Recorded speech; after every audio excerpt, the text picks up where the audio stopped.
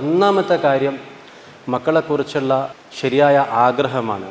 ഖുർആനിൽ പല സ്ഥലങ്ങളിലും നബിമാർ മക്കൾക്ക് വേണ്ടി ദുആ ചെയ്തത് നമുക്ക് ഉദ്ധരിച്ചു തന്നിട്ടുണ്ട്. ആ ദുആയിലൂടെ കിട്ടിയ അല്ലാഹു തആലക്ക് അത് എത്രത്തോളം ഇഷ്ടപ്പെട്ടെന്നും ആ ദുആയിലൂടെ എത്ര ഫലം കിട്ടിയെന്നും കൂടെ പറയുന്നുണ്ട്. ഞാനിപ്പോൾ ഇവിടെ 3 ആയത്തുകൾ ഓതി. ഒന്ന് സക്കരിയ അലൈഹിസ്സലാം ഒരു മകനെ ആഗ്രഹിച്ച സമയത്തുള്ളതാണ്. അതുപോലെ തന്നെ സക്കരിയ അലൈഹിസ്സലാമിന് മകൻ ഉണ്ടാകാൻ ആഗ്രഹം വരാൻ കാരണമായ സംഭവം ഇമ്രാനിൻ്റെ ഭാര്യയുടെ ദുആ. ഒന്ന് ഉപ്പ ദുആ ചെയ്യാണ്, ഒന്നൊരു ഉമ്മ ദുആ ചെയ്യാണ്. അതുപോലെ തന്നെ മകനെ നല്ലൊരു മാഹൗലിൽ കൊണ്ടുപോയി വെച്ചതിന് ശേഷം ഇബ്രാഹിം അലൈഹിസ്സലാം ചെയ്ത ദുആ. ഈ ദുആകളിൽ തന്നെ നമുക്ക് വേണ്ട മാതൃക ഉണ്ട്. നമ്മൾ ശരിയായ ആഗ്രഹത്തോടു കൂടെ ദുആ ചെയ്താൽ അതിനെത്ര ഫലമുണ്ടാകും എന്നതിൻ്റെ തെളിവ് ഈ ദുആകളിൽ തന്നെ ഉണ്ട്.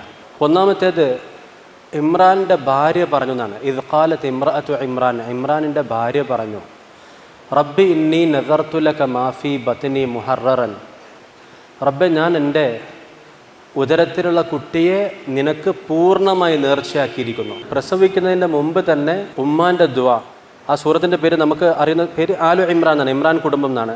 ഇമ്രാൻ്റെ ഭാര്യ പറഞ്ഞു എന്ന് അള്ളാഹു പറയാണ്. അപ്പം എന്താ ദുആ? എൻ്റെ ഉദരത്തിലുള്ള കുഞ്ഞിനെ നിനക്ക് വേണ്ടി പൂർണ്ണമായി നേർച്ചയാക്കിയിരിക്കുന്നു. അപ്പോൾ ആ ഉമ്മ മനസ്സിൽ ആഗ്രഹിച്ചത് ബൈത്തുൽ മഖ്ദിസിൽ മസ്ജിദുൽ അഖ്സയിലെ നബിമാർക്ക് ഖിദ്മത്ത് ചെയ്യുന്ന സാലിഹായ ഒരു സന്താനത്തെ വേണമെന്ന് ആഗ്രഹിച്ചത്. അപ്പോൾ ആ ആഗ്രഹത്തിൽ ചെയ്ത ദുആ നേരെ വിപരീതമായിട്ടാണ് അവർ കാണുന്നത്.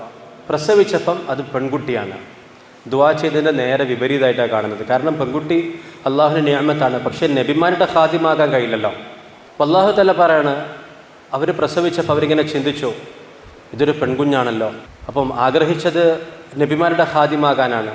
അള്ളാഹു തആല പറഞ്ഞു, അള്ളാഹുവിന് അറിയാം അവർ പ്രസവിച്ചത് പെൺകുട്ടിയാണെന്ന്.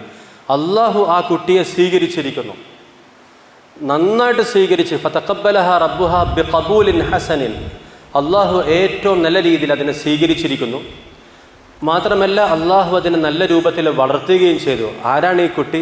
മറിയം റളിയല്ലാഹു അൻഹ, ഏറ്റവും ശ്രേഷ്ഠരായ സ്ത്രീ എന്നറിയപ്പെടുന്ന മറിയം റളിയല്ലാഹു അൻഹ, അവരല്ലാഹു സ്വീകരിച്ചു. ഫതഖബ്ബലഹ, അപ്പോൾ അള്ളാഹു എന്താ കാരണമായത്? ഉമ്മാൻ്റെ ദുആ. ഉമ്മാൻ്റെ ദുആ എത്രത്തോളം ആത്മാർത്ഥത ഉള്ളതും എത്രത്തോളം ശക്താണെന്ന് പറഞ്ഞാൽ, ഗർഭസമയത്ത് കുഞ്ഞ് വയറ്റിലുള്ള സമയത്താണ് ദുആ ചെയ്യുന്നത്, അള്ളാഹു എൻ്റെ ഉദരത്തിലുള്ള കുഞ്ഞിനെ ഞാൻ നിനക്ക് പൂർണ്ണമായിട്ടും നേർച്ചയാക്കിയിരിക്കുന്നു, പൂർണ്ണമായിട്ടും നിനക്ക് സമർപ്പിച്ചിരിക്കുന്നു. അപ്പോൾ നമ്മൾ നമ്മളെ മക്കളെ പറ്റി ആഗ്രഹിക്കണം, അള്ളാഹു അവരെ പൂർണ്ണമായിട്ട് കബൂലാക്കണം. നമ്മൾ അവരിൽ നിന്ന് ഭൗതികമായതൊന്നും ആഗ്രഹിക്കുന്നില്ല, പ്രതീക്ഷിക്കുന്നില്ല. അവർ അള്ളാഹുവിൻ്റെ ദീൻ നിലനിർത്തുന്നവരാകണം, സമൂഹത്തെ നയിക്കുന്നവരാകണം. അതിനുവേണ്ടി നമ്മൾ ദുആ ചെയ്യണം. അതാണ് ഫതഖബ്ബലഹ, അപ്പോൾ അള്ളാഹു അവരെ കബൂലാക്കി. ആ ദുആയിലൂടെ ഈ കുഞ്ഞ് കബൂലായി, മറിയം റളിയല്ലാഹു അൻഹ. എന്ന് മാത്രമല്ല, ആ കുഞ്ഞിനോട് അള്ളാഹു തആല ഒരു നബിക്ക് ജന്മം നൽകി. നബിയുടെ ഖാദിമാകാൻ ആഗ്രഹിച്ചത്, നബിമാരിൽ തന്നെ ശ്രേഷ്ഠരായ മുർസലുകളിൽ തന്നെ ശ്രേഷ്ഠരായ ഉലുൽ അസ്മ 4 or 5, ആ 5ൽപ്പെട്ട ഒരു നബിയായിട്ട് അള്ളാഹു തആല ഇവരുടെ കുഞ്ഞിനെ സ്വീകരിച്ചു.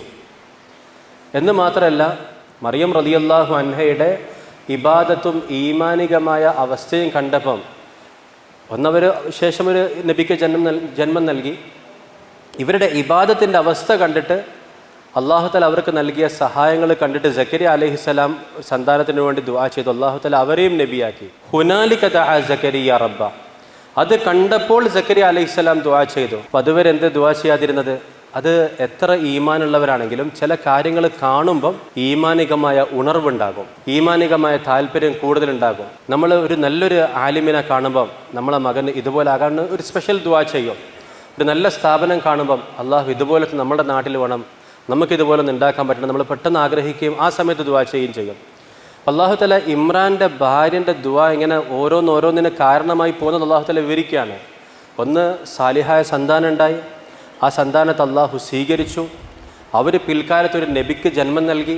എന്ന് മാത്രമല്ല, ഇവരുടെ ഇബാദത്തും അള്ളാഹു അവർക്ക് നൽകിയ സഹായങ്ങളും കണ്ടിട്ട് അന്നാ ലക്കി ഹാദ, ഇത് ഈ ഭക്ഷണമൊക്കെ എവിടെ നിന്ന് കിട്ടിയെന്ന് ചോദിച്ചപ്പോൾ ഇത് അള്ളാഹുവിൻ്റെ ഭാഗത്താണ്, അള്ളാഹു ഉദ്ദേശിക്കുന്നവർക്ക് ഇഷ്ടം പോലെ നൽകും എന്ന് പറഞ്ഞപ്പം ഹുനാലിക ദഅ സക്കരിയ റബ്ബ, ആ സമയത്ത് സക്കരിയ അലൈഹിസ്സലാം ദുആ ചെയ്തു, അള്ളാഹു എനിക്ക് നീ ഒരു സന്താനത്തെ പ്രദാനം ചെയ്യണം. സൂറത്ത് മറിയമിൻ്റെ തുടക്കത്തിൽ ആ സംഭവം വിശദീകരിക്കുന്നുണ്ട്. അള്ളാഹു തആല അദ്ദേഹത്തിന് സന്താനം നൽകി, യഹ്യ അലൈഹിസ്സലാം. അപ്പോൾ ഒരൊറ്റ ഉമ്മാൻ്റെ ആത്മാർത്ഥമായ നിയ്യത്തിൽ നിന്ന്, ആഗ്രഹത്തിൽ നിന്നുണ്ടായത് സാലിഹത്തായ ഒരു സ്ത്രീ മറിയം റളിയല്ലാഹു അൻഹ പിന്നെ 2 നബിമാരായിട്ടുള്ള മക്കൾ, ഈസാ നബിയും യഹ്യ നബി അലൈഹിസ്സലാം. അപ്പോൾ ഒന്നാമത്തെ കാര്യം ഈ ആഗ്രഹവും ദുആയുമാണ്. ദുആ എന്ന് പറഞ്ഞാൽ സുജൂദിലൊക്കെ കണ്ണുനീരൊലിപ്പിച്ചുകൊണ്ട് മുസല്ല നനയുന്ന. ഇപ്പം ഈ ദുആ ചെയ്ത് ആരറിഞ്ഞു? അള്ളാഹു അറിഞ്ഞു, അള്ളാഹു നമുക്ക് പറഞ്ഞു തന്നു. സക്കരിയ നബി അലൈഹിസ്സലാം എങ്ങനെയാണ് ദുആ ചെയ്തത്? ഇദ് നാദ റബ്ബഹു നിദാഅൻ ഖഫിയ, പതിഞ്ഞ സ്വരത്തിൽ അദ്ദേഹം റബ്ബിനെ വിളിച്ചു എന്നാണ്. ഇദ് നാദ റബ്ബഹു നിദാഅൻ ഖഫിയ, പതിഞ്ഞ സ്വരത്തിൽ അദ്ദേഹം റബ്ബിനെ വിളിച്ചു.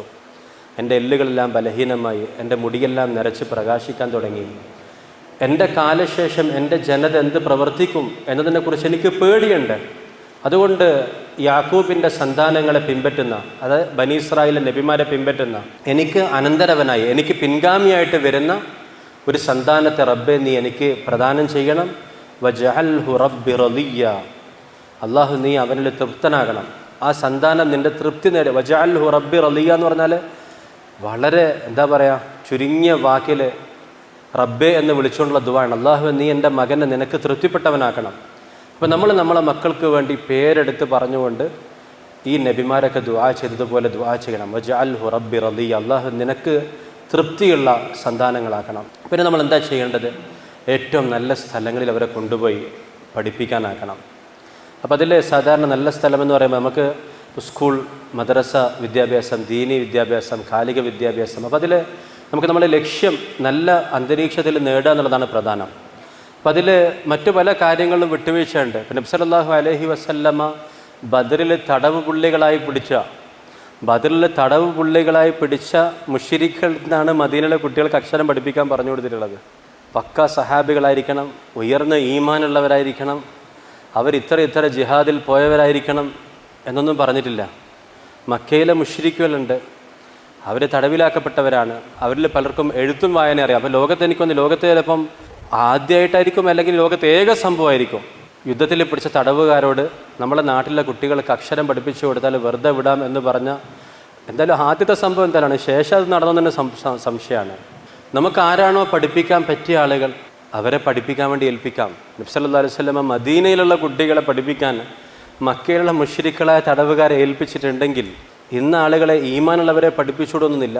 ഭൗതികമായ കാര്യങ്ങൾ അതറിയുന്ന ആർക്കും പഠിപ്പിക്കാം, പക്ഷെ ദീനിയായ അന്തരീക്ഷത്തിലായിരിക്കണം എന്നുള്ളതാണ് പ്രധാനം. പിന്നെ നമ്മളുടെ സ്കൂളുകളിലെ പ്രശ്നം എന്താ? പഠിക്കുന്ന അറിവിലല്ല പ്രശ്നം, അത് ഏത് സാഹചര്യത്തിലിരുന്ന് പഠിക്കുന്നു എന്നുള്ളതാണ് ഒരു പ്രശ്നം. രണ്ടാമത്, അതിലൂടെ ഒളിപ്പിച്ച് കടത്തുന്ന കുറേ കാര്യങ്ങളുണ്ട്. ഒളിപ്പിച്ച് കടന്നാൽ എൻകോഡ് ചെയ്ത് വിടുന്നുണ്ട് പല കാര്യങ്ങളും. ഒരു ഉദാഹരണം പറഞ്ഞാൽ, കണക്ക് പഠിക്കാമെന്ന് കരുതുക. വെറുതെ കണക്ക് പഠിക്കുന്ന കൂട്ടത്തിൽ ഒരു വൃത്താകൃതിയുള്ള സാധനത്തെ എങ്ങനെ വീതിക്കണം എന്ന് പഠിക്കാൻ വേണ്ടി ഉദാഹരണത്തിന് പറയാം, മുഹമ്മദ് അവൻ്റെ കൂട്ടുകാരി അനിതയുടെ കൂടെ സോഫിയുടെ വീട്ടിലേക്ക് പോയി. അവിടെ ക്രിസ്മസ് ആഘോഷം നടക്കുകയാണ്. അപ്പോൾ ഒരു കേക്ക് ഉണ്ട്, അതെങ്ങനെ വീതിക്കുന്നൊക്കെ ചോദിച്ചാൽ പെട്ടെന്ന് കാഴ്ചയിൽ ഇപ്പോൾ എന്താ ഉള്ളത്? ഒരു വൃത്താകൃതിയിലുള്ള കേക്കിനെ 3 കട്ട് ചെയ്യുമ്പോൾ എത്ര ഡിഗ്രി വരുന്നൊക്കെയാണ് ചോദ്യം. പക്ഷെ അതിനുള്ളിൽ ഏത് മെസ്സേജാണ് പാസ് ചെയ്തത്? മുഹമ്മദിന് അനിത എന്ന് പറയുന്നൊരു കൂട്ടുകാരി ഉണ്ടാകാമെന്നും ഇവർ രണ്ടും കൂടെ സോഫിയൻ്റെ വീട്ടിൽ പോകാമെന്നും ഇവരൊക്കെ ക്രിസ്മസ് ആഘോഷിക്കുമെന്നും അവർ ലിബറലിസവും അതുപോലെ തന്നെ ഒരു സർവ്വമത സത്യവാദമൊക്കെ അതിൻ്റെ ഉള്ളിലൂടെ വരികയാണ്. പകരം നമ്മൾ പറയുമ്പോൾ എന്താണെന്ന് വെച്ചാൽ, ഒരു മുഹമ്മദും ഇനി റിയാസോ രാജു ആയിക്കോട്ടെ ഒരു സ്ഥലത്ത് എന്തെങ്കിലും ചാരിറ്റി പ്രവർത്തനം ചെയ്യാൻ പോയപ്പം ഒരു സംഗതി എന്തെങ്കിലും വീതിക്കാൻ വേണ്ടി വെച്ചു. ഇപ്പോൾ 2 സ്ഥലത്തും പഠിച്ചത് കണക്ക് തന്നെയാണ്.